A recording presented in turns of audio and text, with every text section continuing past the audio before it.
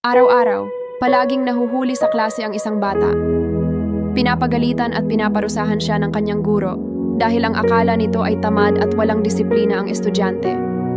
Ngunit ang hindi alam ng guro bago pumasok, inaalagaan muna ng bata ang kanyang inang may sakit. Pinagluluto, pinapainom ng gamot, at sinisigurong ligtas ito bago siya umalis. Isang araw, nagpasya ang guro na puntahan ang kanilang bahay nang hindi alam ng bata. Laking gulat ng guro habang nakatago siya at pinagmamasdan ng bata sa malayo nang makita ang batang nagmamadaling magsaing at mag-abot ng gamot sa kanyang ina sa kanilang bahay bago tumakbo papuntang eskwela. Napaluha ang guro at naunawaan ang lahat. Inabangan niya ang pagpasok ng bata. Alam ng bata na paparusahan siya at nagkusang lumapit sa guro.